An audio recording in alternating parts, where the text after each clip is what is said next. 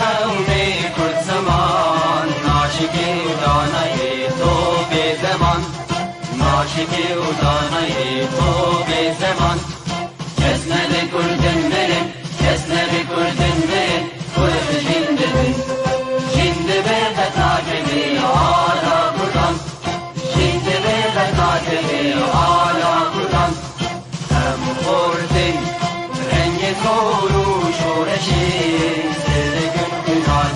مدارشان سردکن کنادیان مدارشان کس نده کردن برن کس نده کردن برن کرد جنده بن جنده به قطاکلی آلا کردن جنده به قطاکلی آلا کردن هم خوردین مدیا و کی مطلبین دیمان و قادیمان هر اجتمان دیمان و قادیمان کرد و کردستان کس نده کردن برن کس نده کردن برن کرد جنده بن جنده به قطاکلی آلا کردن جنده به قطاکلی آلا کردن لاوی کرد را کوی سرفی و شیطان بابا خوی نشی بکن تاجی جیهان بابا خوی نشی بکن تاجی جیهان کس نده کردن برن کس نده کردن برن کرد جنده بن جنده به قطاکلی آلا کردن جنده به قطاکلی آلا کردن خوردنون کرد حاضر و آمادنه جان فدانه جان فدا هر جان فدا جان فدانه جان فدا هر جان فدا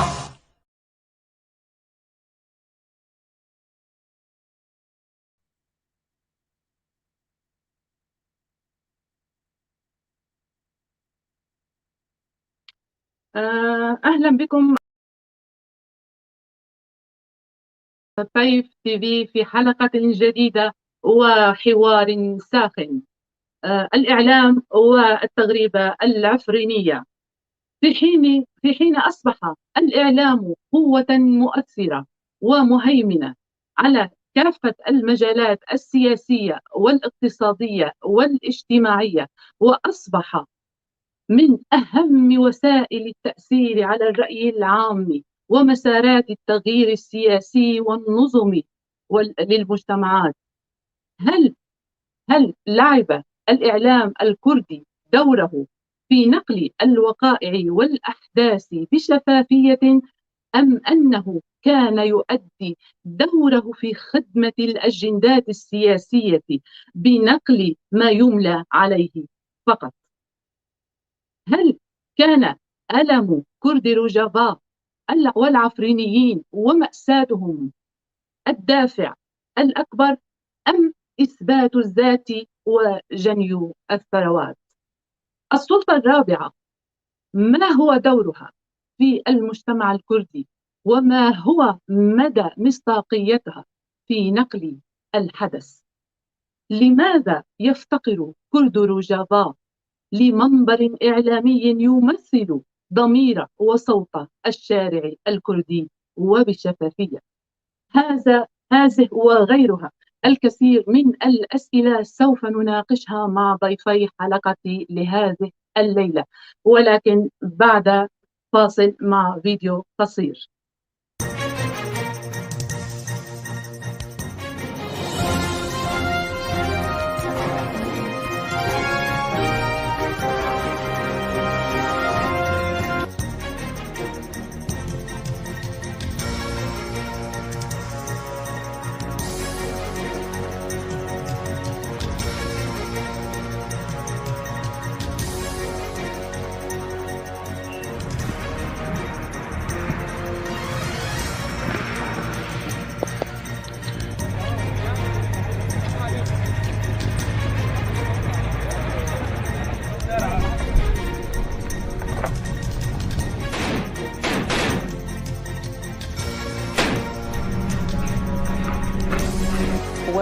الكردية وحدات الشعب الكردية تعول على دعم الجيش السوري لها في مواجهة. هذا أحد مداخل عفرين، حركة رسوح كثيفة للمدنيين عبر السيارات. حوالي 2000 مدني تركوا منازلهم بعد إعلان الجيش التركي فرضه طوقا على مدينة عفرين شمال سوريا. التركية وعناصر الجيش السوري سيطر الجيش السوري المدعوم من الجيش التركي على مدينة عفرين شمال سوريا. جميع المناطق الهامة القريبة من عفرين تحت السيطرة، وسيتم قريبا تخليص مركز عفرين. تفضلوا وشاهدوا، وهي لجنود أتراك داخل الأراضي السورية المحتلة من قبل الدولة التركية يقطعون منسجمة أو دولة تزعم عن نفسها أنها تريد إقامة حلب. أردوغان لا يخفي، رجعوا إلى تصريحاته في الآونة الأخيرة، هو لا يقف عند حدود جنبج أو عفرين، هو يمتد إلى كركوك والموصل.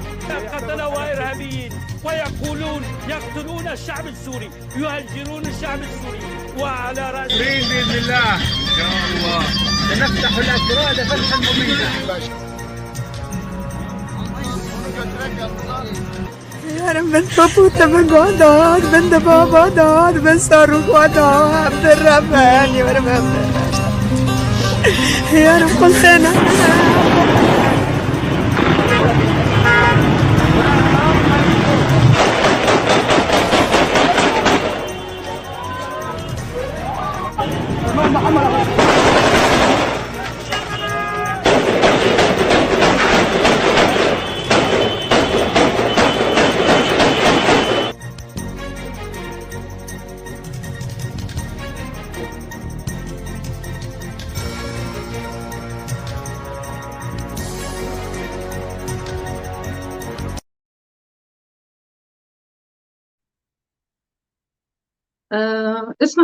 اسمحوا لي بداية أن أرحب بضيفي حلقتي لهذه الليلة.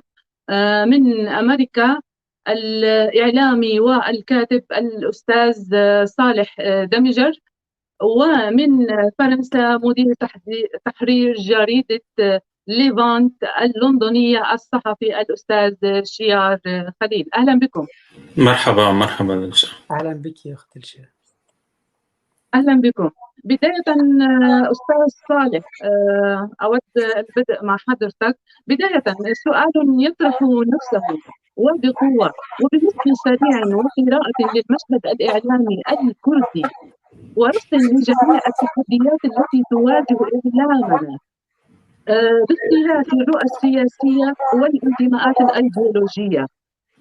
هل باعتقادكم الإعلام والإعلامي الكردي مهيئان لرصد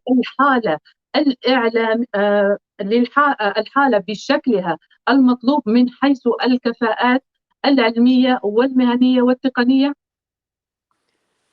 بداية سيدة دلشة أشكرك على إتاحة هذه الفرصة لي لأطرح فكرتي، ولكن أعتذر في بداية البرنامج أنني لن أتكلم اللغة الفصحى لكي أرتاح أكثر، لأنني على ما أعتقد أن وقت البرنامج هو طويل نسبيا، وبالتالي أريد أن أكون مرتاحا في طرح أفكاري، ولذلك أكيد على راحتك رح أحكي لك بالعامية أفضل. على راحتك. أنا بفضل إنه هيك رح المشاهدين كمان رح يفهموا علينا أكثر، ورح نقدر يكون هيك قراب على بعضنا أكثر، لأنه حتى هذا يعني اللغة الفصحى هي صارت بشكل أسرع، صايرة شوي ثقيلة حتى على العرب أنفسهم، مو بس علينا.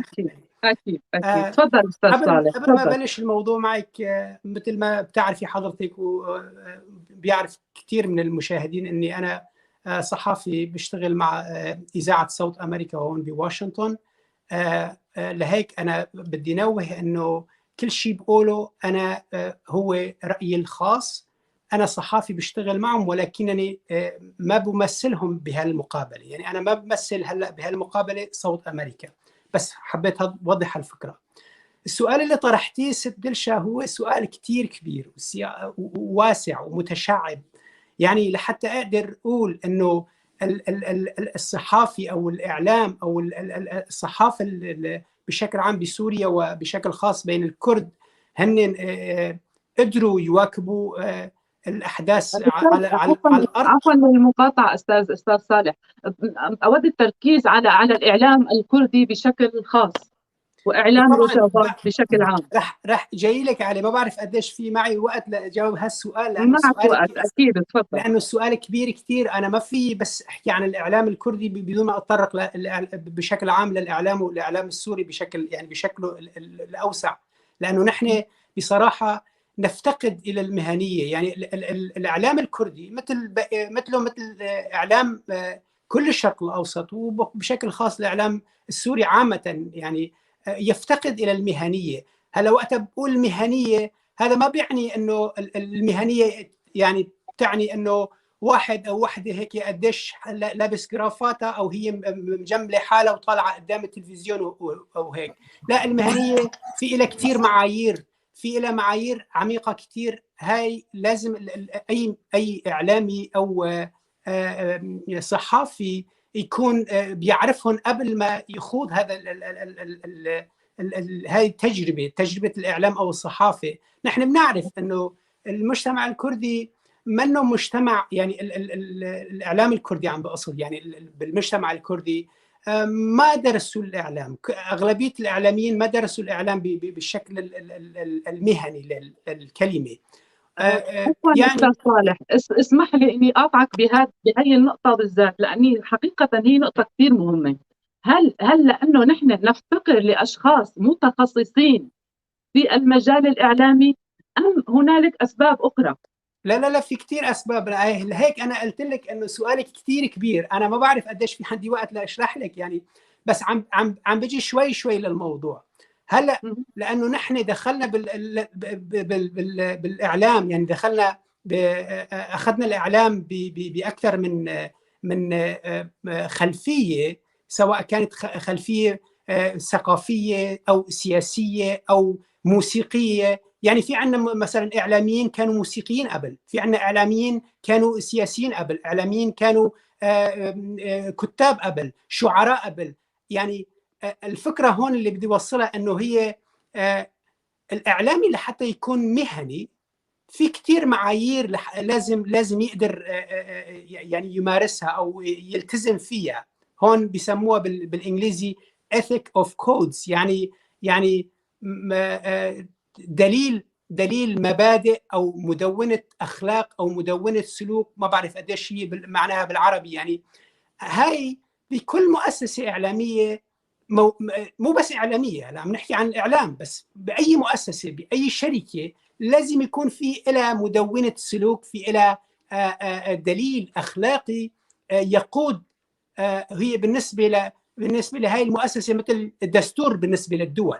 فإذا الإعلامي تخطى هذه المبادئ، معناتها ما عم يقدر يطبق القواعد المهنة بشكل مضبوط، وبالتالي ما بيقدر يكون مهني بالشكل المضبوط. هلا نحن بنعرف، انا حابه نركز استاذ صالح، نقطه حابه نركز مع بعض عليها.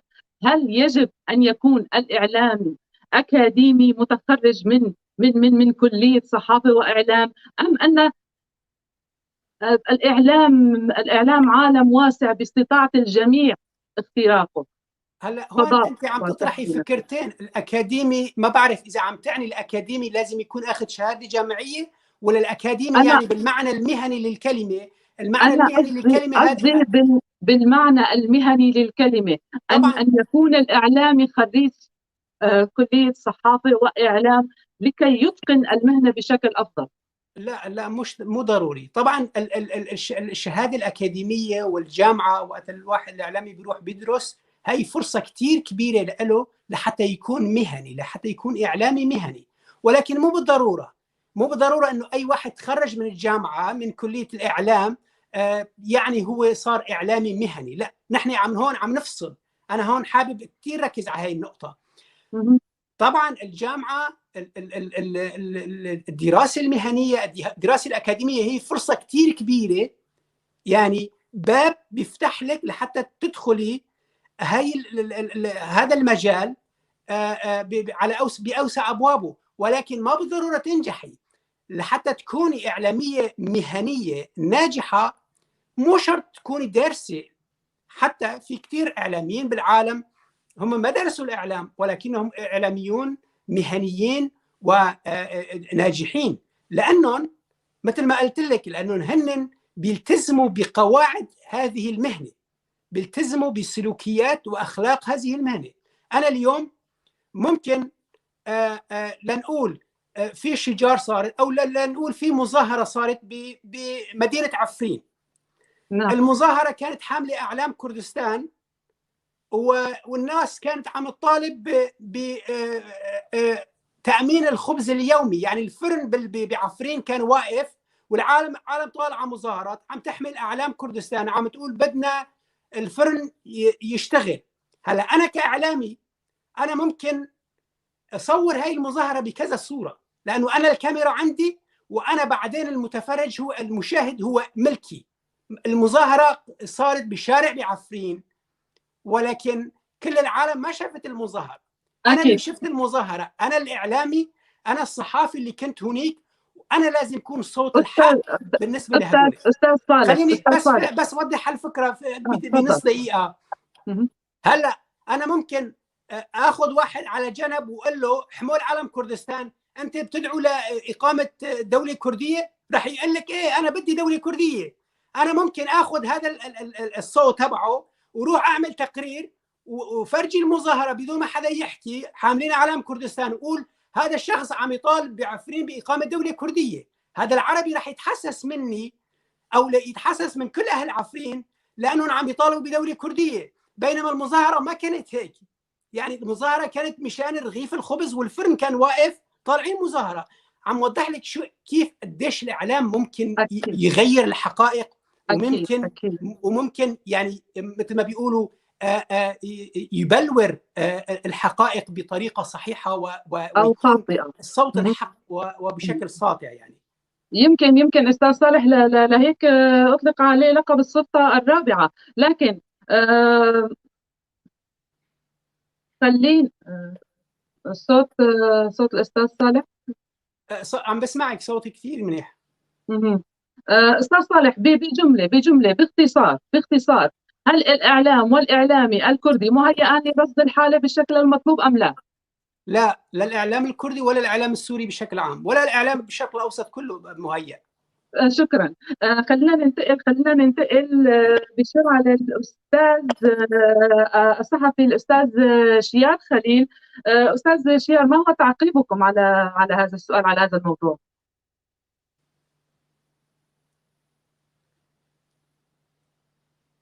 ولا بوافق استاذ صالح بالشيء اللي حكى، وبوافقه بدايه انه نحن هون عم نشارك باعتباراتنا الشخصيه وليس ممثلين عن المؤسسات التي نعمل بها. دعينا اتحدث عن موضوع المهني والغير مهني. ماذا يعني مهني وغير مهني؟ يعني ماذا يعني أكاديمي وغير أكاديمي؟ الصحفي الحاصل على الشهادة الجامعية من كلية الإعلام والصحفية ليس ضروريا أن يكون مهنيا، هو شخص أكاديمي تخرج من جامعة معينة بشهادة معترفة، ولكن هل يستطيع أن يمارس المهنة بشكل مهني وبشكل حيادي كما يطلب؟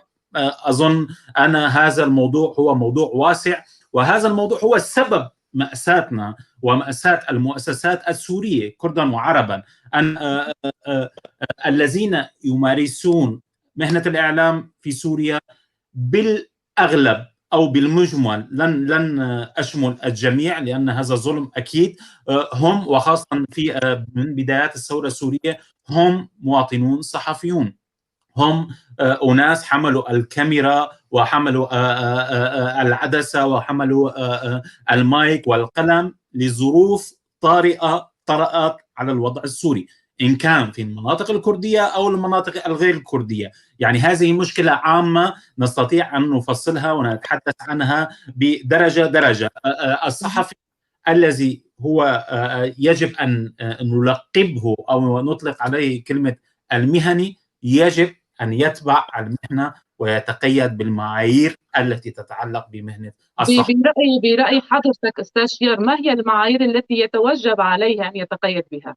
المعايير هي تختلف من مؤسسة لأخرى، من بشكل عام المسموع إلى الكتابي. الصحفي من واجبه بالدرجة الأولى أن ينقل الواقع كما هو، أن ينقل معاناة الناس على الأرض، لأن هؤلاء الناس في سوريا لا يستطيعون أن يخرجوا بأصواتهم إلى العالم الخارجي، إلى المؤسسات الإعلامية.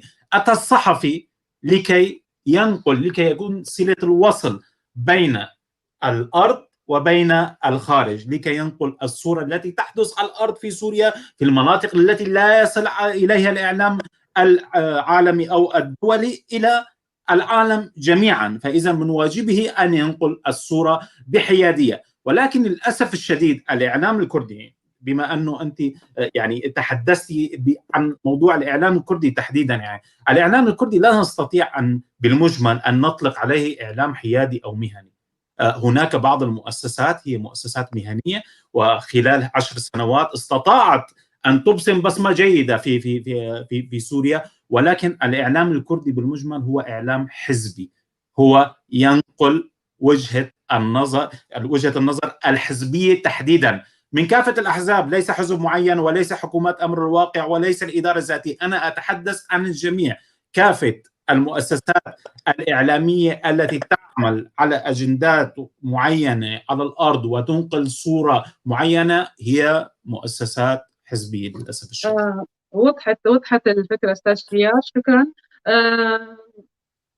لا نعود للموضوع. نعود للأستاذ صالح دمجر. أستاذ صالح، خلينا نرجع لموضوع حلقتنا الليلة. موضوعنا الرئيسي واللي هو الدور اللي لعبه الإعلام الكردي في نقل الأحداث والحقائق خلال أزمة عفرين وما بعدها. هلا انت عم تطرحي اسئله بصراحه هي كثير كبيره. يعني انا لما بحكي حتى باخر هذا اخر سؤال لما سالتيني هل انه الاعلام الكردي يعني قدر يوصل لمرحله انه يقدر يلبي متطلبات المجتمع او يوصف الحاله كما هي، فقلت لك بشكل سريع انه ما قدر، بس لازم نشرح هذا الموضوع كمان. والاعلام الكردي يعني لما بتحكينا عن الحقائق والاحداث، الحدث شو هو؟ الحدث شيء صار على الارض، ولكن تنقول عفرين، نحن عم ناخذ عفرين نموذج ومثال. اذا كان في حدث صاير بعفرين وما في مؤسسه اعلاميه كرديه تقدر تواكب هالحدث او تقدر تكون حاضره هنيك، فالحقيقه هون رح تحمل اكثر من وجه. يعني بالنسبه إلي ككردي، ممكن انا كاعلامي كردي اروح اقول انا تركيا لانه محتله ولانه هدول الجماعات المعارضه هن جماعات ارهابيه، أنا ممكن أقول أنه يعني هن المسؤولين عن كل شيء صاير بعفرين. هلا مؤسسة إعلامية ثانية تنقول مثل حلب اليوم، مثل أورينت، مثل سوريا، هدول المؤسسات ممكن ينقلوا الخبر على مزاجهم هن. الفكرة هون هي الحقيقة وين؟ للأسف أنا على طول عم بربط كل شيء عم بيصير بالإعلام الكردي بالإعلام السوري بشكل عام، وبالتالي بإعلام المنطقة، لأنه ما فيني أنا أطلع خارج يعني الحلقة وبس قيم الإعلام الكردي على أساس أنه هو إعلام يعني ما له علاقة بمجمل سوريا. هذا ظلم أكيد. هذا ما بقدر، لأن أنا بكون عم ببتعد عن الحقيقة. هلا الإعلام العالمي كيف واكب الأحداث بعفرين؟ خلينا نطرح هذا السؤال الأكبر قبل ما نقول الإعلام الكردي. تصوري الإعلام العالمي كان ياخذ إحدى وجهات النظر، يعني يرتكز على إحدى وجهات النظر، ياخذ الخبر السوري يا من وكالة سانا، يا من وكالة هوار، يا من وكالة أناضول، يعني يا من سوريا يا من تركيا يا من كرد سوريا. طيب استاذ صالح، هون خليني اقاطعك. يعني باعتقادك ليه عم بصير هذا الشيء؟ مش لانه الاعلام الكردي ما فارض نفسه على الساحه، يعني خلينا مش نقول يعني الدوليه ولا على الساحه العالميه بشكل عام، يعني بشكل بنقدر نقول بين قوسين ليس له وجود على الساحه الاعلاميه. هلا خلينا نكون موضوعيين شوي اخت برشا. انا ما فيك انت الاعلام باي دوله باي منطقه هو مثل اي عضو بجسمك. ما فيك يعني اذا كان الجسم كله عليل، يعني كله مريض، ما فيك تنتظري انه الاعلام يكون مستقيم، والاعلام يكون على بأبهى صوره، واعلام يكون هيك مزهر. ما فيك.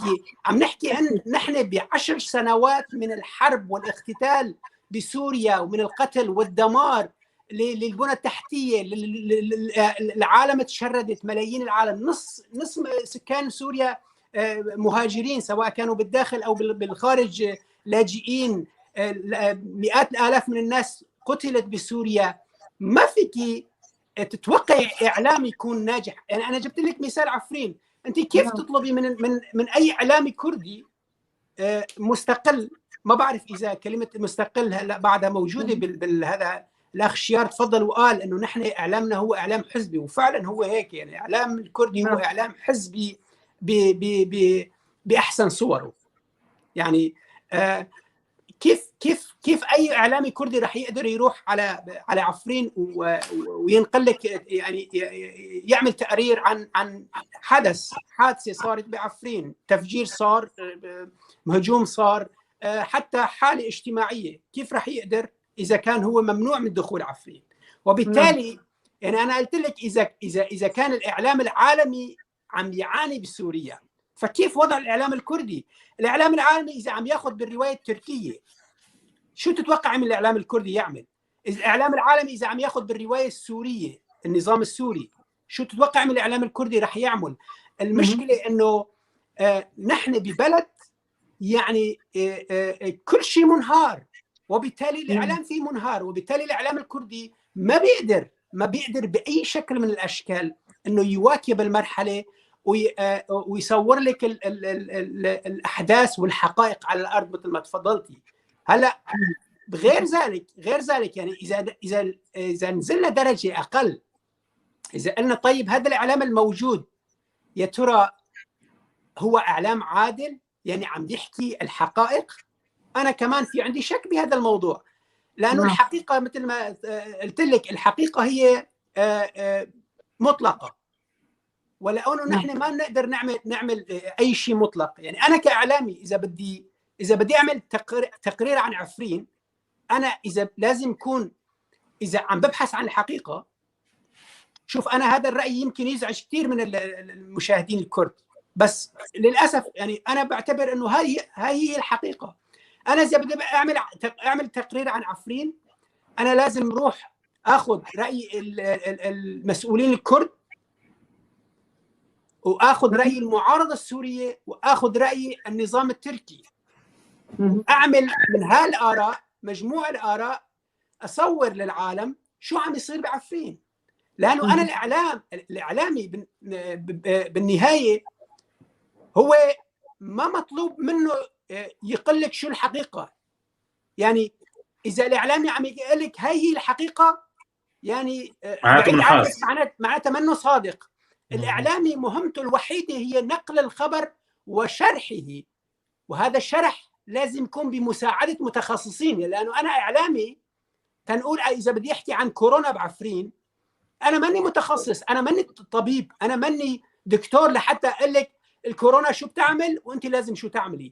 لانه لاعمل تقرير عن كورونا بعفرين لازم اول شيء هيئ للمعلومه، احضرها، اعد المعلومه، واعمل مقابلات مع المتخصصين بهذا المجال، بالمجال الطبي، وبعدين نتيجه كل هالمقابلات اطلع لك بتقرير انه هذول هيك عم يقولوا. هلا انت شو كيف بتاخذيها انا ما مهمتي. مشكله الاعلام الكردي عم نخصص الكردي، لانه انت عم تفضلتي حكيتي عن الكردي. الاعلام الكردي انه هو ليكون تقرير ناجح لازم دغدغ المشاعر الكرديه، والا هذا التقرير منه تقرير ناجح. والا انا يعني يا انا موالي لبككه، يا انا موالي للحزب الديمقراطي الكردستاني بالعراق، يا انا موالي لاردوغان، يا انا موالي لبشار الاسد، يا انا واحد داعشي.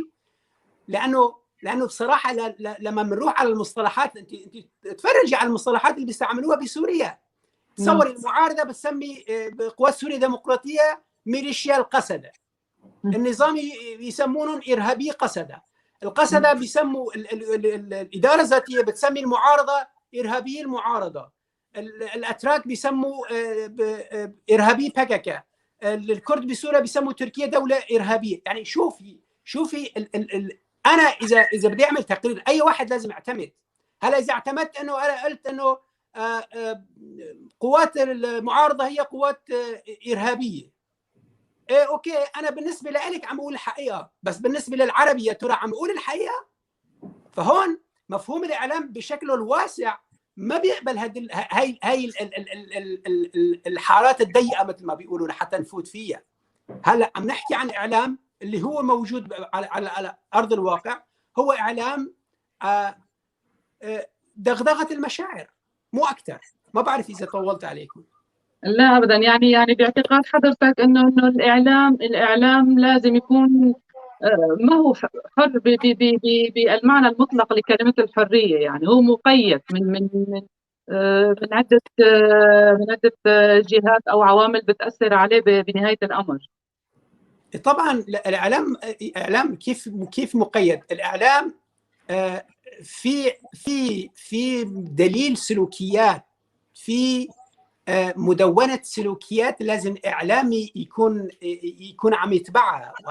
وهلا وضيفك كان عم بيجاوب، لقيت سؤال على الشاشة إنه إذا واحد ما كان دارس جامعة كيف راح يقدر يدرس؟ طيب اللي عم يروح على الجامعة شو ما بيدرس؟ ما في كتب، ما في مصادر أي واحد ممكن يروح يطلع عليها. يعني هدول المصادر مو هي بس ملك الجامعة. اي كتاب، حتى كتاب الجامعي انت ممكن تاخذيه على بيتك وتدرسيه. يعني ويعني ما أنا شغله كثير مثل ما بيقولوا عويصه وصعبه انه انت تاخذي المعلومه برات الجامعه. يعني انا هيك انا بالمناسبه حتى ما حدا يفكر انه انا ضد هالفكره. لا، عم اقول الجامعه هي فرصه ذهبيه لاي اعلامي لحتى يقدر يكون اعلامي مهني.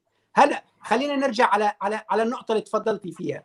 قال له أنا عم أقول إنه الإعلام مقيد بأخلاقيات المهنة. نعم. مو إنه هو مقيد يعني ما لازم يحكي عن شغلات ويحكي عن شغلات. لا، الإعلام هو نقل الخبر. يعني شو هو تعريف الإعلام؟ الإعلام هو مجموعة مؤسسات إعلامية، مؤسسات تواصل، من جرائد، من تلفزيونات، من مواقع تواصل الاجتماعي لاحقا. هذه المنصات هي عم تنقل الخبر من محل الحدث إلى المتلقي. الإعلامي هو هاي وظيفته مع شرح ما يجري. يعني أنا كمشاهد أنا بتوقع من الإعلامي شغلة، إنه هو يقول لي هذا الخبر كيف صار ويشرح لي. يعني يقول شو هذا الخبر ويشرح لي. بس أنا ما بتوقع من الإعلامي إنه يقول لي مين السبب ومين القتل ومين القاتل ومين المقتول، مين المجرم ومين البريء. ما مطلوب من الاعلامي انه يقول هيك. انت كمشاهده كمتلقي انت بتستنتجي، الا اذا كان التقرير في ايحاء بيقول لك.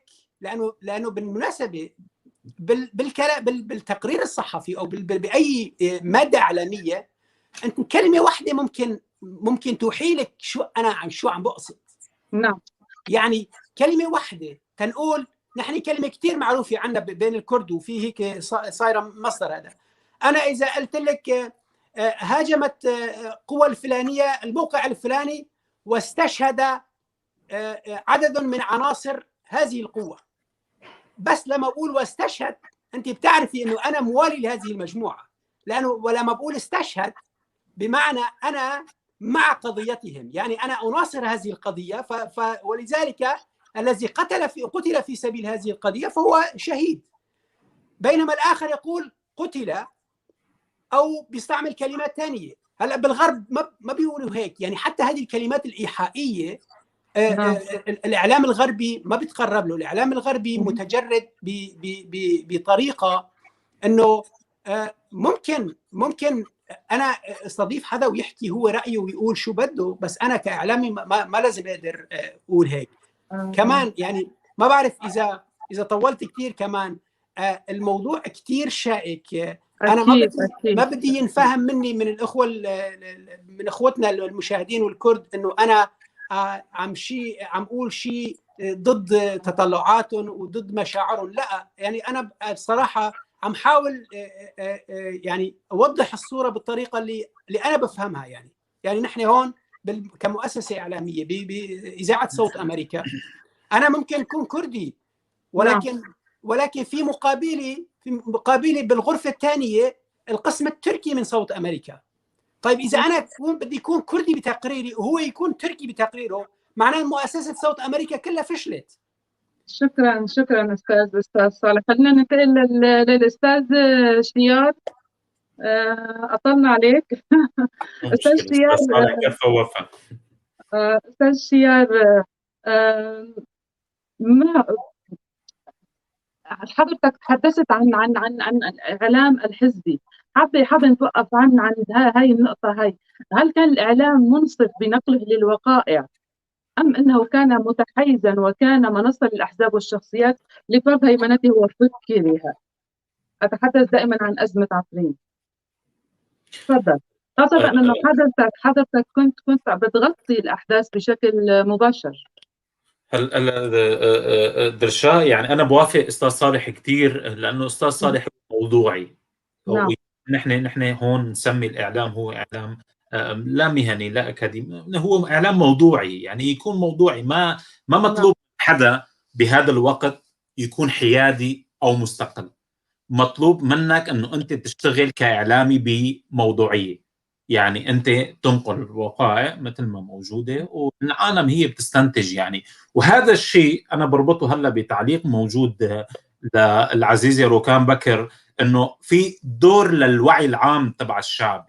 يعني الشعب هو لازم يكون في عنده وعي فكري، وعي إعلامي، وعي ثقافي، لا يستنتج شو اللي بده إياه من هاي التقارير ومن كمية المعلومات والبثات المباشرة اللي عم تبث على السوشيال ميديا. يعني نحن يعني منا هلا حاليا الإعلام الكردي أو السوري هو إعلام مختصر على التلفزيونات الرسمية أو الراديوهات.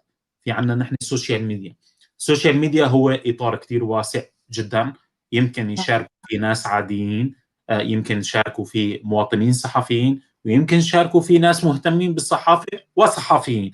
هاي العوامل كلها بتأثر على توصيل الرسالة الإعلامية بشكل موضوعي وبشكل مهني. يعني بحرب عفرين، هلا بدي اربط هاي القصص بسؤالك. يعني بحرب عفرين، غزو عفرين كان في تشويش من الإعلام الكردي، من الإعلام التركي، ومن الإعلام تابع للنظام السوري، ومن إعلام المعارضة السورية.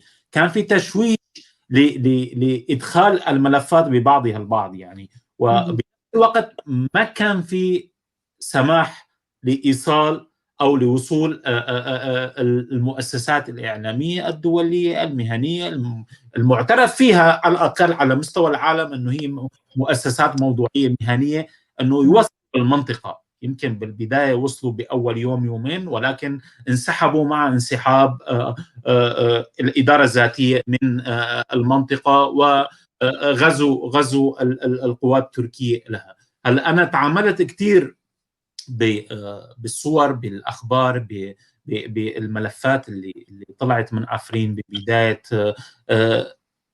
يعني هذا التناحر اللي صار على المنطقة. بصراحة كان في إعلامي من قبل تركيا، يعني غزو إعلامي تشويه الحقائق. بنفس الوقت الإدارة الذاتية والإعلام الكردي ما كانوا عم ينقلوا الحقائق كما هي.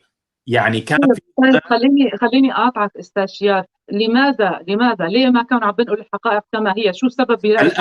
هلا قبل لماذا، بس خليني أكمل الفكرة لأنه كتير مهم نحط الناس بصورة انه نحن شو عم نحكي؟ يعني انا واستاذ صالح نحن عم نشتغل بمؤسسات معروفه دوليا وجهه نظرنا عن شيء اللي صار، ونحن منا ناس حزبيين ولا ناس متبعين لاجندات معينه، نحن عم نحكي وجهه نظر مهنيه صحفيه موضوعيه وعم ننقلها للناس.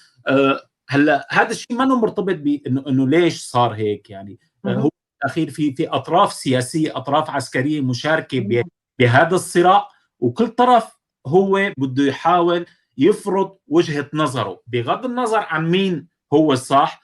الاطراف كلها ما سمحت للاعلام المهني والموضوعي انه يشتغل. مثلا القوات التركيه والميليشيات التابعه للمعارضه كانت عم تستهدف مدنيين باحدى المناطق، مثلا منطقه جنديرس. نحن كنا ننقل من الارض، من الواقع، عبر اشخاص مدنيين غير تابعين لحزب العمال الكردستاني ولا الاداره الذاتيه ولا اي طرف حزبي كردي، انه في مدنيين عم يستهدفوا. الاعلام الاخر اللي كان هو عم يقوم بالهجمه كان يقول انه نحن عم نستهدف مقرات الحزب العمال الكردستاني وقياده.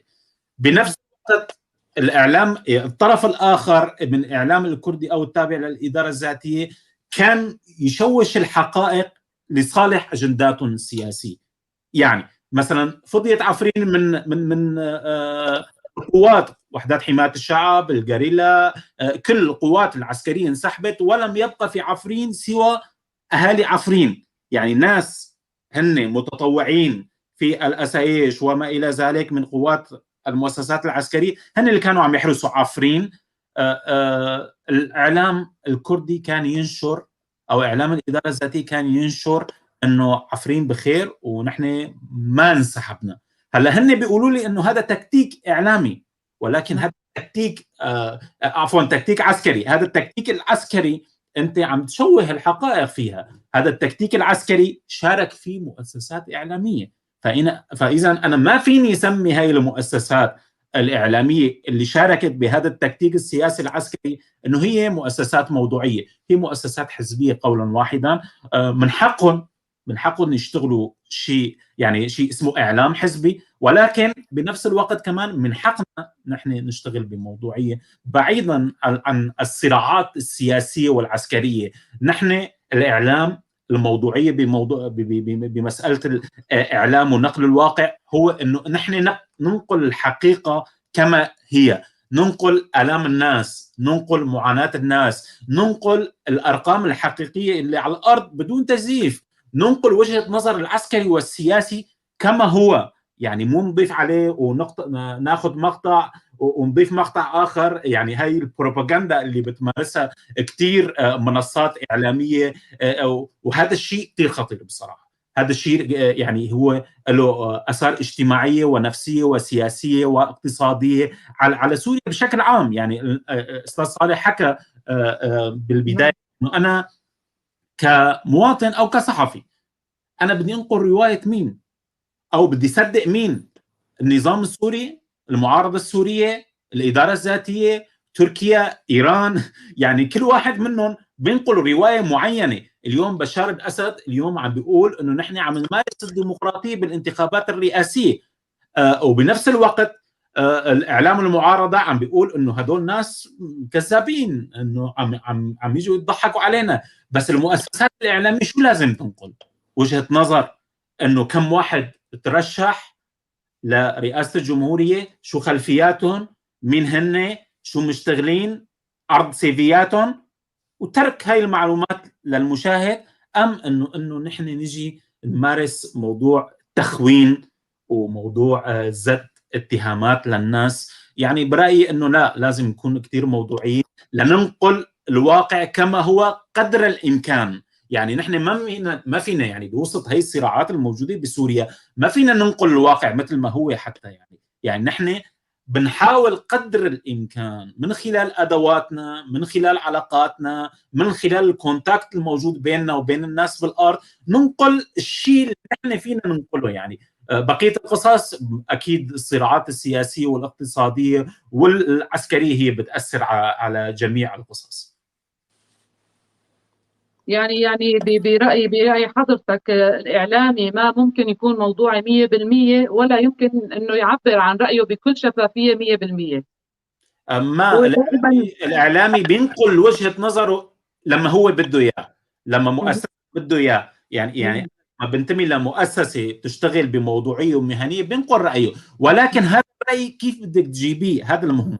يعني شو هن الأدوات اللي انه انت عم تجيبي هذا الخبر هو منه انه مجموعه كلمات نحن بنصفهم ورا بعض. الخبر في له ادوات، انت كيف بتجيبي الخبر وشو الاسس اللي بنبنى عليه الخبر. يعني فمنقل الخبر وفق وجهه نظر مهنيه موضوعيه، انا وقتها بكون وصلت رسالتي، ما لي علاقه بالنتائج تبع الخبر، المتلقي كيف فهم، هي مو شغلتي يعني. اوكي، وصلت فكرتك استاذ شيخ. خلينا ننتقل للاستاذ صالح دمجر. استاذ صالح، برأي حضرتك ما هو تأثير الإعلام على المجتمع وبناء الأجيال؟ وهل حقيقة يمثل الإعلام الكردي السلطة الرابعة في المجتمع الكردي كما هو متعارف عليه في باقي المجتمعات؟ وخاصة أنه لاحظنا تغطية حضرتك خلال فترة الأزمة لفعاليات للجالية الكردية في أمريكا، ونقلك لهذه الفعاليات من خلال عملك كإعلامي. شو هي وجهة نظر حضرتك؟ سيد الشاه، يعني الإعلام الكردي لحتى يكون السلطة كمان لازم يكون يتهيأ له شوية أجواء لحتى يكون يعني له السلطة ويقدر يمارس السلطة. يعني راح أقدم لك مفارقة، وهي بالمناسبة عم نحكي عن الإعلام الكردي، هو الإعلام السوري بشكله العام وحتى إعلام الشرق الأوسط بشكل أعم، يعني هو تحت هذا المعيار وتحت هذا البند، يعني ما أنه كتير بعاد عن بعض. فلما أقول إعلام كردي ممكن تقولي الإعلام السوري، ممكن تقولي الإعلام العربي والشرق الأوسط بشكل عام، لأنه البيئة هي ذاتها. خلينا أعمل مقارنة صغيرة لحتى أقول لك إذا كان هو كيف راح يكون سلطة رابعة. يعني بالمجتمعات المتقدمة، هلا أنا بواشنطن بأمريكا عم بحكي عن إعلام بأمريكا. الإعلام هو ببلور الرأي العام. تنقول صار في فكرة، طلع حدا فكرة أو تبادر إلى ذهن إعلامي فكرة، ممكن هالفكرة أنه تفيد المجتمع، فهو بيعمل شو؟ بيعمل تقرير، بيعمل حملة لحتى يبلور هالفكرة بين عامة الشعب، وتصير فكرته هي الرأي العام. يعني الرأي العام يتبنى الفكرة، وبالتالي لما الفكرة تتبنى من قبل الرأي العام شو بيعمل؟ بيفرض هذه الفكرة على الحكومة وبتصير سياسة عامة. يعني الفكرة اللي طلعت من شخص إعلامي صارت سياسة عامة للحكومة الأمريكية. إذا قارنا هذا الوضع بوضعنا نحن بالإعلام الكردي، بالسوري، بالعربي، بالشرق الأوسطي، الآية كلها مقلوبة. يعني الحكومة هي اللي بتفرض رأيها على الرأي العام وعلى الإعلام كمان. يعني بتستعمل الإعلام وبتستعمل الرأي العام خدمة لمصالحها، يعني مصالح الوزير أو الحكومة أو ما إلى هنالك. يعني شوفي قديش الآية مقلوبة. الإعلام ممكن يكون سلطة رابعة، ممكن يكون لما هاي الفورميلا اللي قلت لك عنها تكون سليمة، لما الإعلام هو يكون وراء تأطير ودعم الرأي العام، وبالتالي الرأي العام يمارس الضغط على السلطة، وبتصير هذه الفكرة سياسة عامة وليس العكس. وليست السياسة الحكومة تمارس الضغط على الرأي العام وتمارس الضغط على الإعلام وبتقتل الإعلامي. يعني في مفارقة. رح أحكي لك إنه مفارقة كيف. مثلا عندنا إعلاميين بمناطق حرب، تنقول هلا بالقامشلي صار في تشابه، اشتباكات، مواجهات بين ميليشيا. هلا عم اقول ميليشيا لانه انا كردي كمان، يعني ميليشيا القوات الوطنيه، مدري شو اسمها هيدي، الدفاع الوطني، ميليشيا الدفاع الوطني او قوات الدفاع الوطني اللي هي مواليه لبشار الاسد، وبين قوات الاسايش التابعه للاداره الذاتيه. هلا اذا في الصحافي رايح لهونيك، تنقول رايح لهونيك لابس السترة ولابس الخوذة على اساس انه هو اعلامي لحتى ما يكون مستهدف من قبل اي جهة. انت بتتصوري انه هذا الحامل السلاح هونيك رح يوفر هذا الصحفي؟ هلا اصلا اذا بيشوفه رح يدعي يعني فورا بيأوصوا ويقول انا اتخلصت من واحد يعني موالي لهم، موالي للجهه الثانيه. هدول بالغرب منهم هيك، هذا اللي بيلبس الستره وبيحط الخوذه هذا مقدس بساحه المعركه. لانه الاطراف كلها بتعرف شو يعني قيمه الاعلام وبتعرف قيمه الاعلامي. للاسف نحن لا، نحن بالعكس. يعني كيف راح تعاملي تلبس الخوذه والستره الاعلاميه مع واحد داعشي عم بيهاجم وبده يفجر حاله ويعمل هذا؟ يعني الارهابي. هلا نحن الارهابي وين ما كان ارهابي، حتى ممكن تقولي انه الارهابي بامريكا كمان ممكن يقتل الاعلامي او الصحافي، بس عم بحكيكي عن قوات يعني بتعتبر حالها شرعيه ممكن ما توفر هذا الاعلامي بمنطقتنا، وصايره في احداث كثيره من هذا القبيل. بس قليل ما بتشوفي شيء صاير بامريكا انه كان في تشابك بين جهتين والاعلامي مات بيناتهم، لانه في الطرفين كمان بيلتزموا بهذه القواعد. فبرجع لسؤالك، الاعلام ممكن يكون سلطه اذا اتيح له المجال. يعني اذا ما تحت له المجال كيف راح يكون يعني اعلامي؟ هو الاعلام هو شيء حساس كثير، كمان هو شيء يعني مثل المرأة انت لما تقدمي لها المجال او المنصة ممكن تعمل عمايل، ممكن تبدع. بس اذا خليتيها بالبيت ولا هي انت بس ربة منزل وانت بس بتربي الاولاد، يعني هي نفسها. الاعلام بتقدم مثل ما انت بتقدميه، وبتاخر مثل ما انت بتاخريه. الاعلام هو هيك. اذا انا كمان هلا شفت احد التعليقات، بتصور كان الاستاذ خليل قادر كان عم بيقول انه الاعلامي هو موظف، بالتالي طبيعي الاعلامي هو موظف بالنسبه للمؤسسه. بس انا عم بحكي عن الاعلام بشكله العام، يعني المؤسسه الاعلاميه. انا كاعلامي اذا مؤسستي الاعلاميه ما عم تقدر يعني تتبنى المبادئ الاخلاقيه والسلوكيات المهنه، فانا كاعلامي بشتغل معهم ما راح اقدر.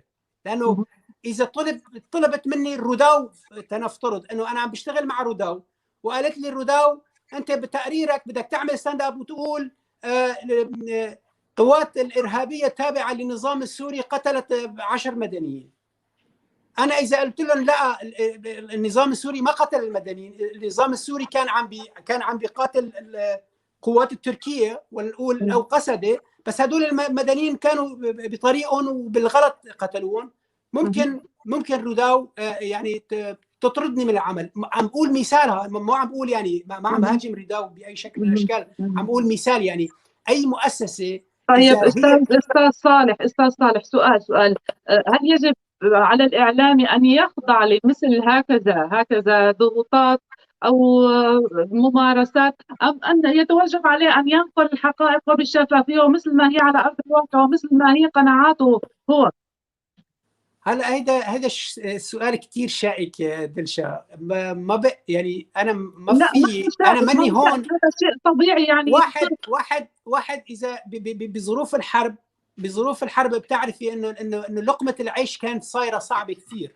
اذا واحد اتاحت له، هو دارس اعلام وهو يعني بيحب الاعلام وبده يشتغل بالاعلام، واتاحت له فرصه انه يروح يشتغل بمؤسسه اعلاميه، يعني انا ما بلوم هذا الاعلامي قد ما بلوم الاعلام المؤسسه الاعلاميه بحد ذاتها. استاذ صالح، هلا في تناقض رهيب بالموضوع. يعني بنحكي عن موضوع المبادئ وعن موضوع الشفافيه وعن موضوع نقل الراي بالشفافيه وبالحريه.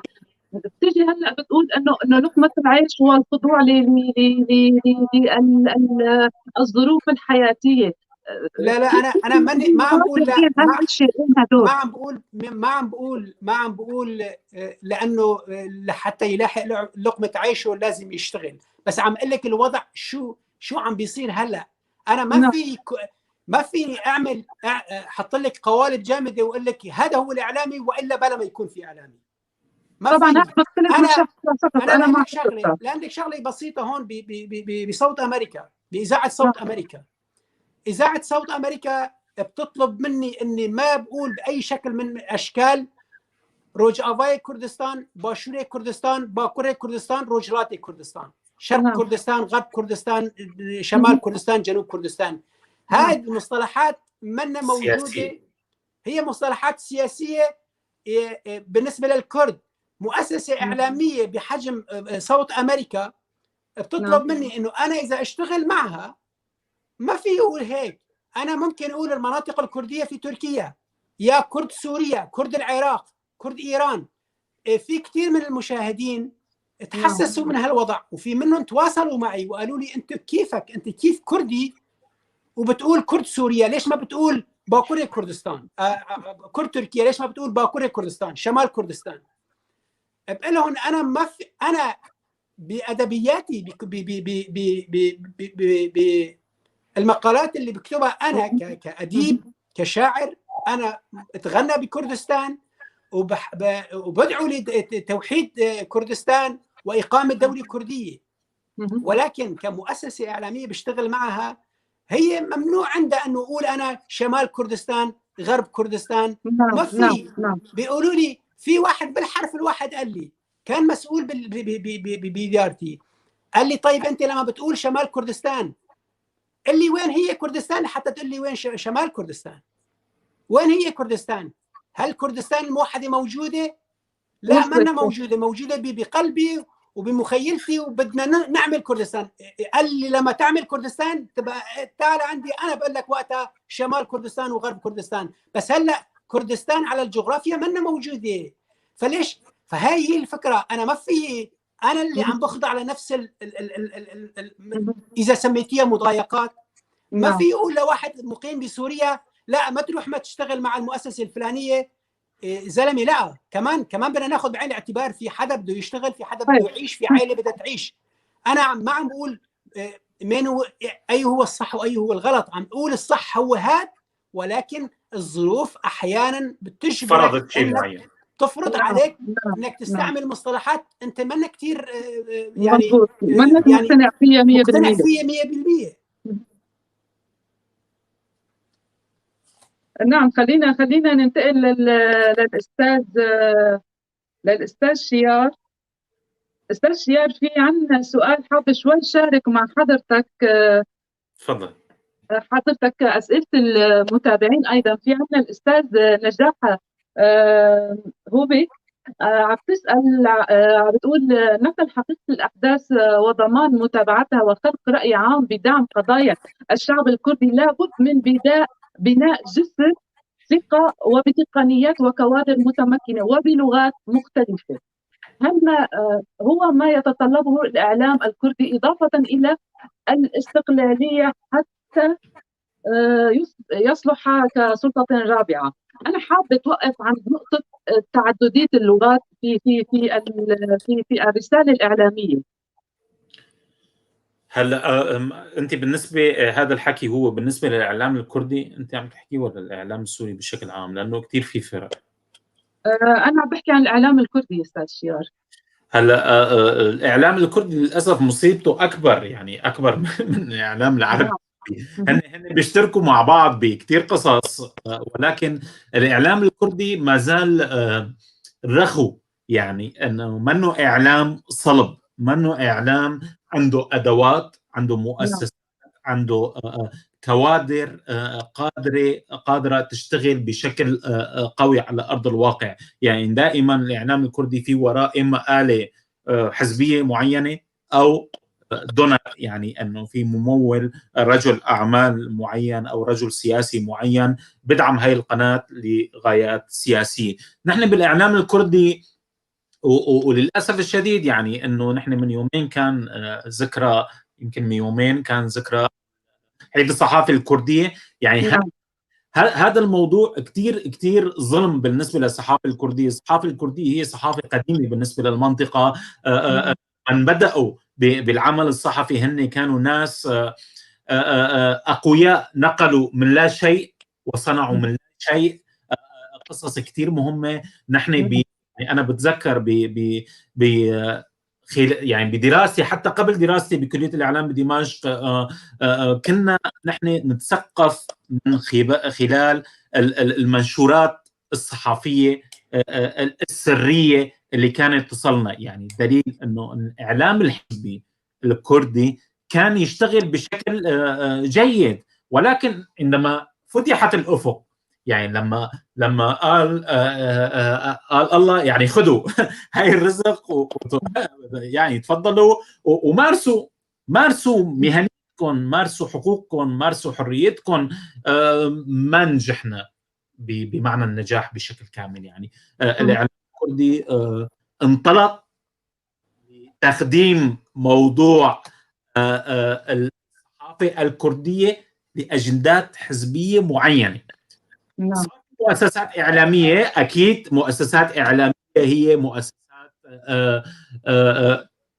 يمكن نسميها كردية، ولو أنه بعضهم ما بيسموها هي مؤسسات كردية، بيسموها مؤسسات سورية، ولكن هي المؤسسات السورية العاملة في المناطق الكردية.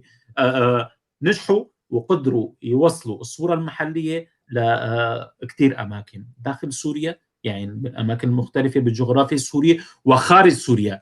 أنا ما رح سمي مؤسسات معينة مشان العالم ما تزعل وما يصير في نوع من الترويج، ولكن في مؤسسات قليلة جدا تأسست ببداية الثورة السورية في أشرق سوريا تحديدا، في قامشلي وريفها وحسكي وريفها، واستطاعت أن تحول المواطنين الصحفيين إلى صحفيين. المواطن الذي كان يحمل الكاميرا ويصور أي شيء كان بدون أي قاعدة أو ينقل وجهة نظر حزبية، حولوه لناس هي بتعرف تمارس الإعلام وبتعرف شو عم تنقل من أرض الواقع، بتعرف أنه هي فيها تغطي الجثة، فيها تغطي منظر الدم أو لا. يعني نحن السوشيال ميديا مثل ما حكيت، يعني المصادر المفتوحه الاوبن سورس كثير فوتنا بقصص هي اثرت على الاعلام، خلت الاعلام يعني المؤسسات الاعلاميه يتشكل عندها نوع من تخبط. هذا التخبط بحاجه اليات موضوعيه ومهنيه، بحاجه مشرفين ومراقبين من نفس المؤسسات مشان يعني نبرز القضيه الخاصه بهاي المؤسسة. الإعلام الكردي كان بعيد دلشا، يعني الإعلام الكردي لحد هلأ هو إعلام يمارس أجندات سياسية تحديدا كرديا وكرديا عربيا. يعني هن عم بيمارسوا نوع من الهيمنة السياسية على هاي المؤسسات. مؤسسات الإدارة الذاتية أنا عم بحكي عن الأطراف الأخرى، ما عم بحكي عن طرف معين، عم بحكي عن جميع الأحزاب الكردية في سوريا، في شمال سوريا وشمال شرق سوريا. هن ما عم بيقدموا رسالة واضحة. في بعض الأحزاب شكلت مؤسسات شبه إعلامية، أنا ما فيني أسميها مؤسسات إعلامية، أنا بسميهم مكاتب إعلامية حزبية. يعني صاروا يشتغلوا بموضوع نقل الانتهاكات بالمناطق التي سيطرت عليها تركيا، يعني بطريقه موضوعيه. بيجيبوا الاسم، بيجيبوا الانتهاك مثل ما هو بنقوله، بس هذا مو اعلام، هذا اسمه يعني العالم بتسمي هذا الموضوع انه والله فلان حزب في عنده صفحه اعلاميه. هذا مو اعلام، هذا نوع توثيق بدرجات المتعلقه النشاط الحقوقي. يعني حتى لا يعتبر نشاط حقوقي، لأنه النشاط الحقوقي لما أنت بدك تروح توثقي بده يكون في عندك أدوات كثيرة، لا يكون في عندك داتا معينة توثقي هاي القصص. عم بيحاولوا الأحزاب الكردية، ولكن برأيي أنه لازم يكون في توجيه لمحل آخر، توجيه لخلق مؤسسات إعلامية موضوعية فعلا تخدم سكان هذه المنطقة بشكل كامل، ليس فقط. نحن لدينا يعني نحن في عنا أشوريين في كلدان، في سريان، في في عرب، هاي القصص نحن كنا بدنا ناخذها بعين الاعتبار.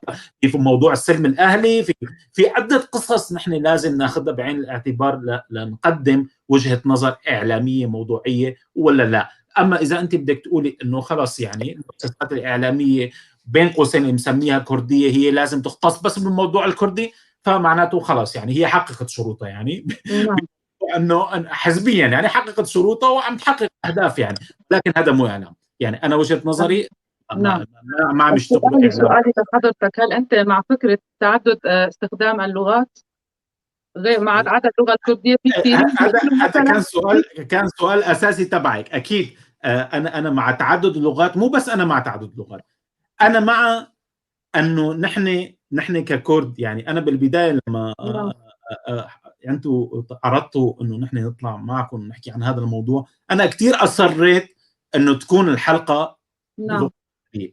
يعني حتى حكيت لزملائي انه يا ريت نحكي بالعربي، يعني نحن بدنا ننقل هموم منطقه وهموم الكرد مع شركائهم بالمنطقه. يعني نحن ما جايين نحكي لبعض يعني اكراد بينات بعض. يعني انا بحكي بصراحه انه ننقل وجعنا. لا، نحن بحاجه نحل هاي المعضله اللي لازم تنقل بعده لغات وليست باللغه العربيه، على السوريين جميعا ان ينقلوا آلامهم باللغات الاخرى لكي يتضامن الشعوب معنا. العالم ما بتعرف مين نحن، يعني لا اكراد ولا عربا ولا حتى على مستوى سوريا. العالم لحد هلا يعني نحن المتواجدين برا سوريا لما بنروح عند العالم بنقول لهم الثوره السوريه، في كثير ناس ما بتعرف شو الثوره السوريه وما بتعرف مين بشار الاسد وما بيعرف انه شو القضيه المتعلقه بالاكراد بسوريا او بمناطق اخرى. هذا الشيء متعلق بدور المؤسسات الاعلاميه، انه نحن رسالتنا كيف بدنا ننقلها وباي لغه بدنا ننقلها وباي اسلوب بدنا ننقلها. شكرا استاذ شيار. في عندنا سؤال يا ريت ترجعوا تعليق الدكتور محمود على الشاشه الادمن.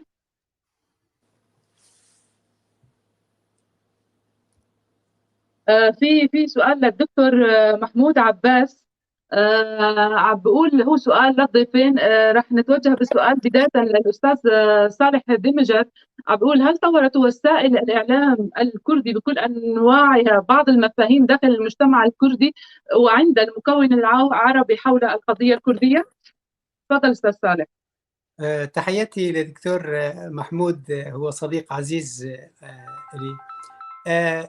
بالنسبة للإعلام الكردي وهل هو قدر يعني يغير شيء؟ نعم، قدر نسبيا أنه يغير شيء، يعني يعرف العالم شو عم بيصير بالمناطق الكردية. ولكن هذه النسبة في كثير عوامل لعبت دور فيها، وهي ما بس أنه الإعلام كان يعني طاقة ذاتية إعلامية كردية ومكنة إعلامية قدرت يعني تنقل الإعلام الكردي من مرحلة ما كان حدا بيعرف فيها الكرد إلى مرحلة كتير متطورة وصار العالم كله بيعرف الكرد. نحن بنعرف إنه في كتير عوامل يعني لعبت دور بهذا المجال، اللي بنعرف إنه هي الحرب السورية، الأزمة السورية، الثورة السورية، وهي تسميات كمان بالمناسبة هي كمان يعني لما بتنطقيها بتقولي اي مؤسسه اعلاميه عم تحكي يعني. هي لعبه الازمه السوريه هذا الدور، وبالتالي الاعلام العالمي لما يعني صار يعمل تقارير شبه يوميه عن سوريا وشو عم بيصير بسوريا، وبعد ما دخلت داعش المناطق الكرديه وصاروا الكرد هن في مواجهه داعش، الإعلام العالمي كمان لعب دور وساعد المؤسسات الإعلامية الكردية كمان، إنه كمان صار في كثير، أنا حسب معلوماتي صار في كثير دورات تأهيلية لهم، صار في مؤسسات تنمية بشرية يعني عالمية توظف طاقات وتوظف أموال بهذه المناطق. كمان هيدي لعبة دور. يعني هو بالمجمل الإعلام الكردي قدر يخطي خطوات، ولكنه ما زال، وهون أنا راح أربط هذه الكلمات، جواب للأستاذ صالح جعفر صديقي كمان من فترة. هو سأل السؤال والسؤال مرق، بس أنا كنت عم بتفرج عليه على السؤال. قال إنه الإعلام الكردي لعب دور قومي.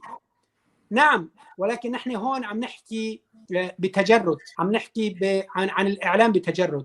الإعلام الكردي مثله مثل أي إعلام بأي دولة أخرى لعب دور، يعني خدم القومية الكردية. الإعلام الكردي خدم القومية الكردية، لأنه أصلا إذا الإعلام اللي ما بيكون مرآة لهذا المجتمع، للرأي العام بهذا المجتمع، هذا الإعلام ما راح يقدر ينجح، ما راح يقدر يوصل لأكثر قدر من ممكن. يعني هذه المنصة ما راح تكون مفتوحة للعالم إذا ما قدر يعني يعكس تطلعات وطموح ومشاعر أفراد هذا المجتمع. وبالتالي أنا معه. هو جايب في مثال روداو يعني كمثال. في كتير مؤسسات إعلامية، في كتير قدروا يعملوا شيء، ولكن هل هذا اللي عم نطمح له؟ أنا بتصوري لا. هو قدر يعمل شيء، ولكن بعد بيلزمنا كتير. وهذا بالمناسبة منه مرتبط فقط بالإعلام الكردي، هو مرتبط مثل ما قلت بالإعلام بالمنطقة ككل، إعلام السوري بشكل عام. وبالتالي الإعلام الكردي حتى يعني في تفاوت بين ما أنا ككردي سوري يعني الأولويات بالنسبة لي بأولويات، يعني إنه أي خبر إعلامي أنا لازم أتابع. أنا محتاج أي خبر أو أي شيء أنا محتاج له من الإعلام. هو بيختلف عن كردي تركي، كردي مقيم بتركيا، أو كردي بإيران، أو كردي بالعراق. نحن هذا الحدود اللي رسمت على أرض كردستان منذ يعني زمان كتير كمان خلقت هذا النوع من التفاوت بوجهات النظر، حتى غير بالسياسة يعني حتى بالواقع الاجتماعي، حتى بالتعامل اليومي. وبالتالي هدول كلهم بيعملوا لهم دور، بيلعبوا دور بكيفية تطلع أفراد المجتمع إلى الإعلام المرجو. يعني أنا شو برجو من الإعلام اللي الكردي السوري؟ واحد تاني بيتمنى شيء تاني، أو بيطلع لشيء تاني من الإعلام الكردي التركي. تنقول مثال، أنا عم قسم بين الكرد نفسهم حتى أو يعني أوصل الفكرة إنه قديش التفاوت ممكن يكون عميق داخل المجتمع. وهذا التفاوت بيلعب دور بقديش هذا الإعلام ممكن يكون. أنا ممكن الإعلام يلعب دور قومي كتير، ولكن هل هو إعلام مهني؟ هذا هو السؤال. نحن هون عم نطرح هذا السؤال بتجرد، وليس كوني كردي أو عربي أو أشوري أو درزي أو مسيحي أو مسلم. أنا عم بطرح الفكرة بتجرد. يعني الإعلام شو لازم يعمل؟ الإعلام لازم يجيب لك هذا الشيء ويحط لك قدامك ويقول لك هاي هي المادة، أنت خلاص إذا كانت مقالة صحفية اقريها وشوفي، إذا كان تقرير تلفزيوني تفرجي عليه وشوفي وحللي. بس إذا حاولت أنا كمان عم كرر حالي شوي، إذا حاولت إنه أنا أوحي بأي فكرة داخل هذا التقرير فأنا ما عم كون محايد. بالمناسبة لآخر فكرة كمان لا أوصل على فكرة الحياد كمان، ما في شيء إعلام محايد بشكل مطلق. يعني أي وسيلة إعلامية في العالم هي منا وسيلة محايدة. طالما هناك شخص وراء فكرة أو مؤسسة وراء فكرة ففي لها هدف، وطالما لك هدف، هذا الهدف رح ياخذك عن الحقيقة شوية، لأنه الحقيقة هي مطلقة لا تقبل أي تأويل. الحقيقة اللي ما بتقبل تأويل. ما في مؤسسة إعلامية بالعالم ممكن بس تلاحق الحقيقة في سبيل الحقيقة، لا، في كل واحد. ولكن هون وأنا كمان بدي كمان أذكر بمدونة سلوك صوت أمريكا. إذاعة صوت أمريكا بتقول لك أنا ما بطلب منك تكوني محايدة 100%، ولكن كوني دقيقة وكوني موضوعية وعادلة. لما تكوني دقيقة وموضوعية وعادلة في تقريرك، ساعتها النسبة المئوية لأن كونك تكوني محايدة أو منحازة رح تكون قليلة ضئيلة جدا. وهذه النسبة يعني مسموح فيها بالإعلام إنه أنت تنقول يعني فكرة إنه الكرد شعب مظلوم. يعني أنا ما في أنكر إنه الكرد لهم أرض تاريخية، وعلى مدى مئات السنين يعني في دول ثانية اجوا واخذوها وعم بيمارسوا الظلم بحقهم. ولكن هذه الفكرة كيف رح ترجمها على بتقرير؟ هون بتلعب فكرة الدقة. وبالمناسبة ما بعرف إذا بعد في معي مجال، في فكرة أخيرة كنت بدي أقولها. تفضل أستاذ صالح. اللي هي السبق الصحفي. يعني المؤسسة الإعلامية هي كتير لحتى تاخذ كتير عالم لناحيتها وتقول اوه في كتير عالم عم يتفرجوا عليها، هي لازم تعمل سبق صحفي بتقاريرها. اي خبر صار تنقل الخبر باسرع وقت ممكن، وبالتالي بتكون هي القناه الاولى اللي نقلت الخبر. ولكن هون كمان عم تجيب صوت امريكا مثال. صوت امريكا ما بيهمها انه تكون هي تعمل السبق الصحفي. نعم. لانه الدقه بالاولويه صوت امريكا. واعتقد اي موضوع او اي مؤسسه اعلاميه لازم لازم يعني تلاحق الدقه وليس التسرع او السرعه. انا اذا نقلت الخبر وبعد ساعه اتضح لي انه هذا الخبر منه صحيح، ممكن مؤسسه اعلاميه ممكن ارجع اقول واعتذر اقول هذا الخبر لم يكن صحيحا. ولكن هذا الاعتذار بحد ذاته رح يجرح مصداقيتي كاعلامي ومصداقيه المؤسسه. لانه في المصداقيه بالمحك مره ثانيه ثلاث مرات راحت المصداقيه، ما بقى حدا يسمع لهي الزعم. اكيد. شكرا استاذ صالح. خلينا ننتقل للاستاذ شيار. استاذ شيار، كنت حابه حضرتك ايضا تجاوب على هذا السؤال، انه هل طورت وسائل الاعلام الكردي بكل انواعها بعض المفاهيم داخل المجتمع الكردي وعند المكون العربي حول القضيه الكرديه؟ سؤال للدكتور محمود. بالتأكيد أكيد هذا السؤال كتير مهم. الإعلام الكردي تطور حاله واشتغل على كتير قصص، وصار في إعلام بديل. يعني صار في إعلام بديل عن أحزاب وعن النظام، لأنه سابقا كان في إعلام حزبي بشكل سري بسوريا، وبنفس الوقت كان في إعلام هو تابع للنظام السوري. هلأ صار في عنا إعلام بديل هي تابعة لمؤسسات ما فينا نقول انه مستقله، لانه العالم بتفهم الاستقلاليه بشكل مغلوط. هي مؤسسات غير حزبيه وغير تابعه للنظام. يعني مؤسسات من مجموعه من الشباب اخذوا تمويل من جهات دوليه واسسوا منصات اعلاميه وبلشوا يشتغلوا عليها. انا كثير بعتذر من المؤسسات الموجوده هونيك، حاحكي شوي عن تجربه معينه.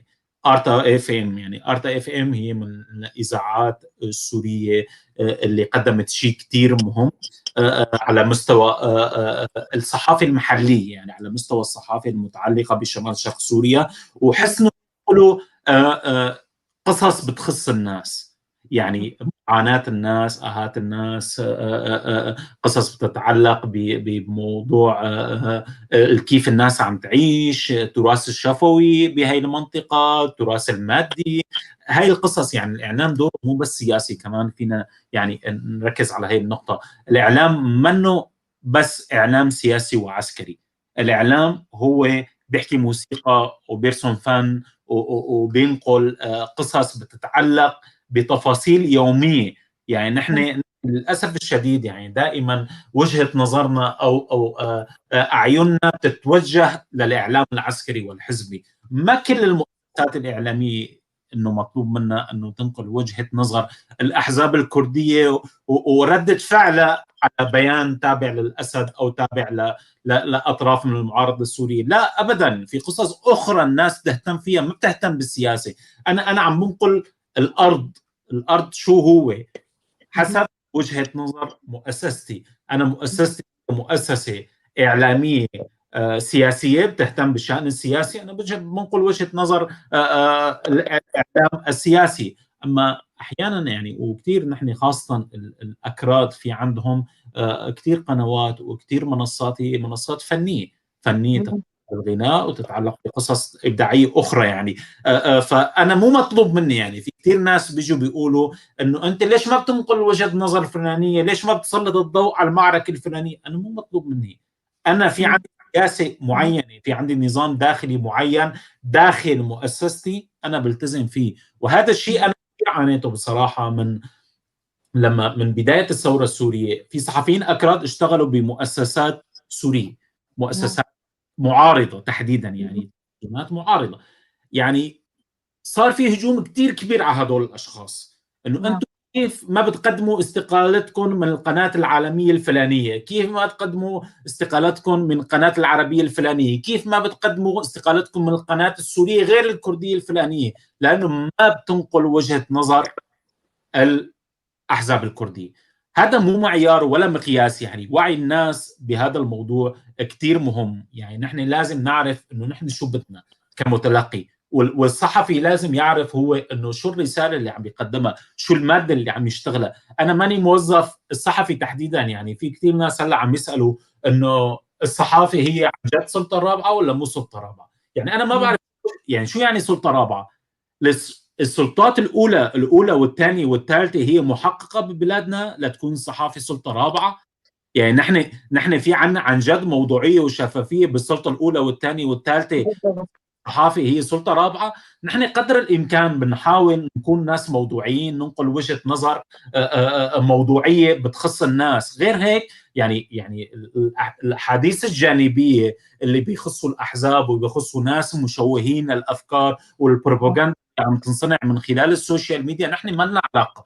أنا بحكي عن حالي كصحفي، يعني كمهتم بشأن أنا مآمن فيه. يعني أنا ماني جهة حزبية عم قدم رسالة، أنا جهة موضوعية مقتنع بوجهة نظر معينة عم قدم هاي الرسالة لجمهور معين. أنا ما فيني لبي كل وجهات النظر، أنا ما فيني أقنع كل الناس برسالتي، وأصلا مو مطلوب مني أنا أقنع الناس. أنا عم بعرض مثل ما حكينا بالبداية، عم بعرض أدوات معينة، تقرير معين، فيديو معين، خبر معين، للناس تحكم.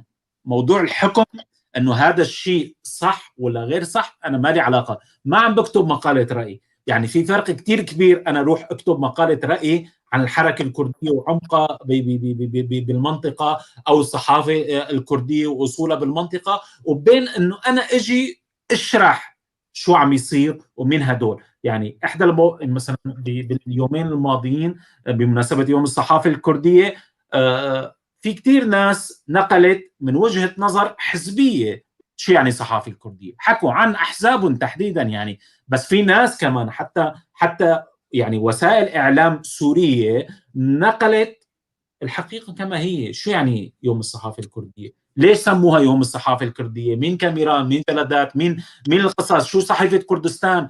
الواقع كما هو. غير هيك نحن بنفوت بقصص المهاترات اللي خلقت خلالها العشر سنوات. وللأسف الشديد يعني في ناس، يعني هلا خلينا نحكي شوي بعيدا عن الموضوع المهني والموضوعي، نحكي عن الناس بموضوع الإعلام. في ناس شوهت المؤسسات الإعلامية، في ناس شوهت موضوع انه انا صحفي. يعني صار ناس تسلقوا هاي المهنه مثل ما كثير سياسيين تسلقوا القضيه السوريه، وصاروا يحكوا عن الام الناس بالتشويه وبصنع بروباغندا معينه، بروباغندا تابعه لاجندات دوليه، بروباغندا تابعه لاجندات حزبيه او اجندات تحريضيه ليحرضوا الناس على بعض. خطاب الكراهيه اللي عم يصدر من المنصات من بعض، مشان ما انا عم من بعض المنصات الكرديه والعربيه بين الكرد والعرب، هذا اخطر شيء لازم نوقف عليه. يعني المؤسسات المهتمه بشان السوري او الشان الكردي العربي في سوريا، يعني لازم كثير نوقف عن هاي النقطه، انه شو عم يصير، مين عم بيحرض هاي القصص اعلاميا، ليش المؤسسات هاي او الاشخاص الصحفيين او يهتمون بالناشطين والناشطات، يعني اللي عم بيحرضوا الناس على بعضها، شو هدفهم من هاي القصة؟ هل مطلوب منا نحن كمؤسسات صحفيه وكاعلاميين موضوعيين مهنيين انه ننجر عن جد وراء هدول الناس؟ هي الحقيقه؟ ام نحن نلتزم بنقل الواقع وبفضح هاي البروباغندا اللي عم تصير؟ نعم نعم. شكرا استاذ شياب. خلينا ننتقل للاستاذ صالح دمجر. استاذ صالح، سؤال بيطرحه العديد وبيطرحه الكثيرين يعني بالفترة الأخيرة، خاصة بعد ازدياد الهجرة لأوروبا ولأمريكا وباقي الدول. بينطرح بشكل بديهي، بيقولوا لماذا كرد روجافا يفتقرون لمنبر إعلامي حر يمثل صوت وضمير الشارع الكردي وبالشفافية؟ شو بتجاوب على هذا السؤال هذا استاذ صالح؟ شو ردك؟ هلا انا بقول مو بس الكرد بيفتقروا، كل السوريين بيفتقروا لهذا اللي تفضلتي فيه. خلينا نوقف عند الكرد، لان نحن عم نعاني من وضع خاص وعندنا حاله خاصه فينا. طبعا انا راح اجيب لك مثال، يعني قنوات كبيره بحجم العربيه والجزيره هي كانت قنوات منحازه وما قدرت يعني تكون ضمير الجمهور على الاقل يعني. فاذا هدول القنوات ما قدروا، يا ترى رح نحن قديش رح نقدر يعني؟ وبتعرفي هو الزخم المالي وقديش في دعم مالي لهدول القناتين، يعني القناه العربيه والجزيره، وفي قديش يعني قوه كبرى وراهم بالمنطقه، وهن ما عم بيقدروا يوصلوا. ونحن ببدايه الثوره او الازمه السوريه شفنا كيف كانت قناه الجزيره والعربيه هما يعني كل العالم كانوا قاعدين قدام شاشات التلفزيون وتفرجوا اما على العربيه او على الجزيره، ولكن هلا ما حدا بقى يسمع شيء، او اللي عم بيحكوا لانه هن تراجعوا عن ما حكوه، لانه اللي كانوا عم بيمولون تراجعوا عن سياساتهم بسوريا. فبالتالي يعني عم نحكي عن الاعلام المنحاز والمحايد والشفافيه والموضوعيه بالاعلام. الاعلام الكردي ما قدر يعني يتبلور لمستوى طموحات الشارع الكردي، او حتى الكرد عم يفتقدوا لهذا الاعلام، لانه ما في ارضيه، لانه ما في ارضيه لحتى تكوني اعلام. يعني خلينا نقول اذا عم نحكي بسوريا عن كرد سوريا، بروجافا المؤسسات العامله هي اما يجب ان تكون يعني مدعومه من الجهه الحاكمه واللي هي الاداره الذاتيه. نحن بنعرف انه الروناهي هي عندها مطلق الصلاحيه انه تروح على اي منطقه تحت حكم الاداره الذاتيه وتعمل اي تقرير، ولكن نحن بنعرف انه هي قناه روناهي هي منا قناه محايده، منا قناه مستقله، هي قناه منحازه لجهه محدده. وهون انا ما عم بنتقد اي حدا، يعني ما حدا يفهمني غلط. استاذ شيار اجى على اجى على ذكر ارتا اف ام. هي ارتا اف ام مع انه تمويلها كان خارج سوريا، يعني تمويلها غربي، ولكن من الغرب وليس من داخل سوريا، ولكن ضمن المساحه الجغرافيه اللي هن عم بيغطوها ما بيقدروا يقولوا كل شيء بدهم اياه بشكل مستقل وموضوعي، لانه بالتالي هن تحت رقابه.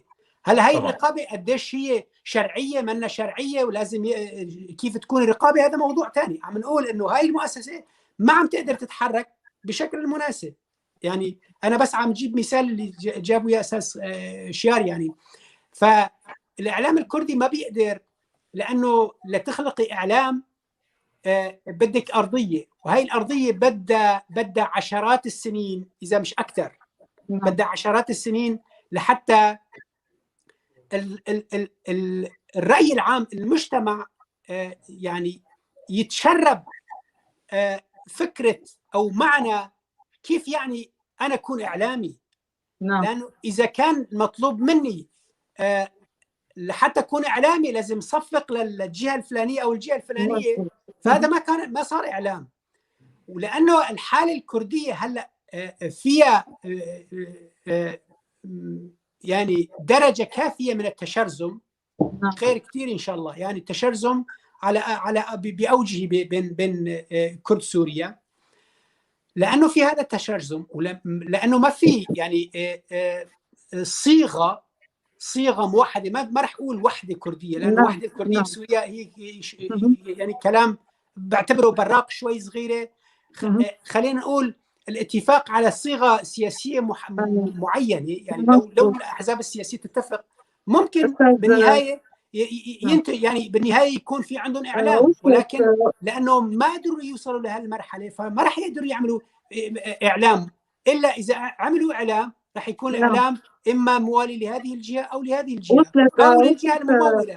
وصلت الفكره استاذ صالح، شكرا. خلينا ننتقل الى موضوع اخر. استاذ شيار، دور شبكات التواصل الاجتماعي هل كانت البديل، والى اي مدى ما تزال وسائل الاعلام التقليديه قادره على الوفاء بدورها كرقيب في الوقت الذي يتزايد فيه دور وسائل التواصل الاجتماعي؟ شو تعقيب حضرتك؟ هلا اكيد انا حكيت بالبدايه ان السوشيال ميديا، كنت دائما عم بركز على هذا الموضوع، ان السوشيال ميديا هي حاليا عم تشكل الراي العام. نعم. خلينا نعترف بهذه الحقيقه، لا الراديوهات ولا التلفزيونات ولا الجرائد، يعني لا المسموع ولا المرئي ولا المكتوب. السوشيال ميديا بكافه انواعه انه هو عم يشكل الراي العام السياسي والعسكري والاقتصادي والفكري والاجتماعي بالمنطقه. السوشيال ميديا هي اكثر وسيله على مستوى سوريا تستعمل وتتابع، وتحديدا في المناطق الكرديه، لانه الانترنت متوفر في كثير مناطق ما فيه انترنت بسوريا. بالمناطق الكرديه الانترنت بشكل عام متوفر. الناس بتتابع على منصات السوشيال ميديا كافه القضايا. هالشيء اثر اكيد بشكل كثير كبير على وسائل الاعلام الحزبيه بشكل خاص، واثر لانه هن الوسائل الحزبيه ما عندها ادوات مهنيه وحرفيه لمواكبه هذا الضخ اللي عم يصير بالسوشيال ميديا. اثر على موضوع النظام السوري وهيمنه وسائل اعلام النظام السوري ونشر روايه واحده للاحداث، لأن النظام السوري كمان ما عنده هاي القدرة الكافية لا يروج عن الأفكار تبعه على منصات السوشيال ميديا. فإذا يعني صرنا قدام منصة مفتوحة، منصة يعني هي اوبن سورس مفتوحة على كل الناس، فيه أي واحد يجي ينشر روايته وينشر قصته ويصير في ومناقشات مثل ما عم يصير. السوشيال ميديا كان له كثير تأثير كبير، وهي المنصة الأولى إعلاميا حاليا بتأثر على آراء الناس. ما بعرف هذا الشيء، أنا فيني أقول بين قوسين للأسف، ما فيني أقول للأسف، الناس هن أحرار هن شو بدهم يتابعوا وعلى أي وسيلة بدهم يحكوا، ولكن هالشيء أثر كثير على موضوع أنه الوسائل الإعلامية هي تكون مع الزمن وتلاحق المواطن انه انا شو بدي انشر. نعم استاذ شيار، جزيل الشكر لك. استاذ صالح، كلمه اخيره. انا حبيت بس اعقب انه تيكون في اعلام، لازم يكون في يعني كملخص، يعني تيكون في اعلام واعلام ناجح. خلينا نقول في اعلام هلا بعدين راح اقول ناجح. ليكون في اعلام لازم يكون في سلطه يعني وراء هذا الإعلام. هاي السلطة ممكن تكون سلطة سياسية، ممكن تكون جهة ممولة، ممكن تكون مؤسسة تعمل بهذا المجال. يعني لازم يكون في حدا ولا يكون في إعلام ناجح. لازم تكون هاي السلطة هي سلطة ديمقراطية، ولأني نحن نفتقد لهدول الشغلات، لهيك للأسف عم نشوف إعلام ما عم نشوف إعلام ناجح بالمنطقة. شكرا استاذ صالح. استاذ شيار، كلمه اخيره من حضرتك ايضا.